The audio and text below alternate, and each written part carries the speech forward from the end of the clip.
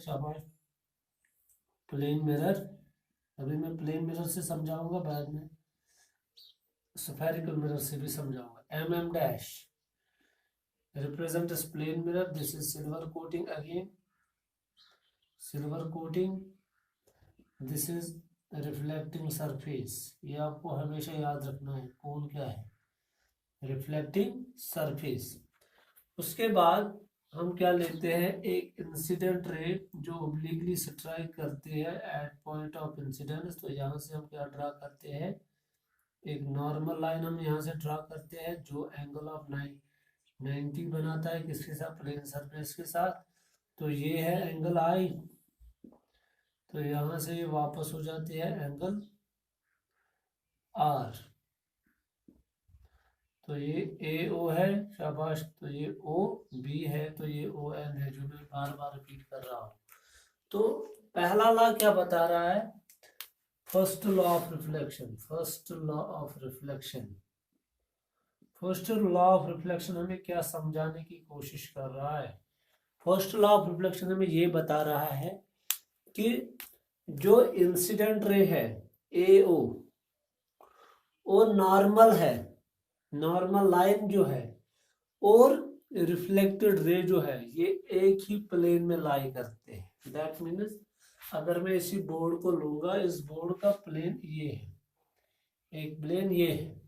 जब incident ray यहाँ से आएगी, फिर से वापस आएगी यहाँ से, यहाँ पे हम क्या ड्रा करेंगे, नॉर्मल। तो ये है इंसिडेंट रे, सपोज समझ लीजिए ये है नॉर्मल। आप समझो, मेरे हाथ को जरा समझो, इस तरह है ये। तो तीनों के तीनों एक ही प्लेन में है। ये इंसिडेंट रे है, ये रिफ्लेक्टेड रे है, और बीच वाला क्या है, नॉर्मल लाइन। तो तीनों के तीनों क्या है, शाबाश, एक ही प्लेन में है। अगर ये तीनों के तीनों एक ही प्लेन में नहीं होंगे, तीन में से एक आउट ऑफ प्लेन होगा, किसी दूसरे प्लेन में होगा, पीछे होगा, तब जाके रिफ्लेक्शन नहीं है। तो यही है फर्स्ट लॉ ऑफ रिफ्लेक्शन। क्या, according to the first law of reflection of light, the incident ray, the reflected ray and the normal at the point of incidence all lie in the same plane. तो ये आपको बताना है। According to first law of reflection of light, reflection of light क्या बताता है, according to first law of reflection of light, क्या बता रहा है, incident ray, the incident ray, the incident ray, और कौन, शाबाश, the reflected ray, the reflected ray, और कौन, शाबाश, द नॉर्मल लाइन, ये है ओ एन है, normal line. The normal line कहाँ से, at the point of, at the point of incidence, at the point of incidence, at the point of incidence all लाई, सभी क्या कर रहे हैं, लाई इन द सेम प्लेन, ये एक ही प्लेन में लाई करते हैं, एक ही प्लेन में है, इन द सेम प्लेन।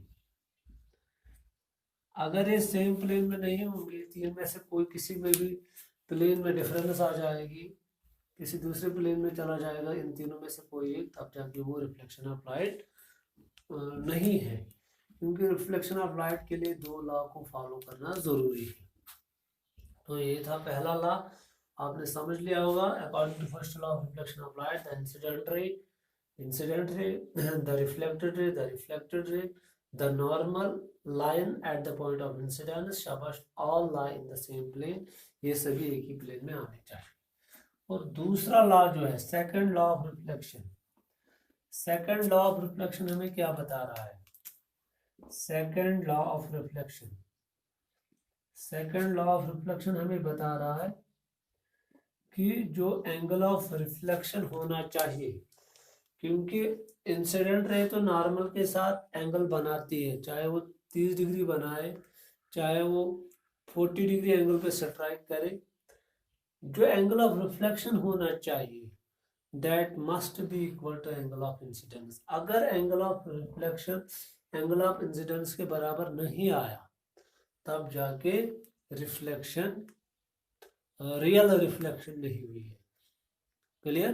तो यहाँ पे आपको समझना है, सपोज इंसिडेंट रे तो आप सब्ट्रैक्ट कर रहे हो किस पे, शाबाश, एक पॉलिश्ड सरफेस ऑफ मिरर पे, तो वो नॉर्मल के साथ कोई एंगल बना रहा है, चाहे वो 20 डिग्री का एंगल बना रहा हो, 45 डिग्री का एंगल बना हो, 60 डिग्री का एंगल बना, कोई भी एंगल बना रहा हो, और जो रिफ्लेक्टेड एंगल होना चाहिए वो उस इंसिडेंट एंगल के बराबर होना चाहिए। अगर वो बराबर नहीं हुआ तब जाके क्या, शाबाश, ये क्या कहते हैं इसको हम रिफ्लेक्शन नहीं मानेंगे। अगर एंगल ऑफ इंसिडेंस, सॉरी, अगर angle of reflection angle of incidence के बराबर नहीं आया तब जाके वो रिफ्लेक्शन ऑफ लाइट नहीं है। तो according to second law of reflection, according to second law of reflection, reflection of light,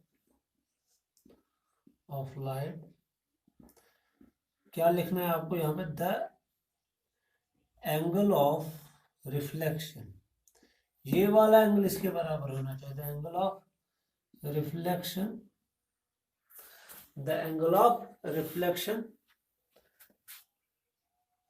is always, you must always, is always equal to angle of incidence, angle of incidence, that means angle R should be equal to angle I, और आप ये भी लिख सकते हैं angle I equal to angle R, ये होना चाहिए, एंगल I और एंगल R बराबर होना चाहिए। अगर ये बराबर नहीं हुए तब जाके रिफ्लेक्शन ऑफ लाइट नहीं है।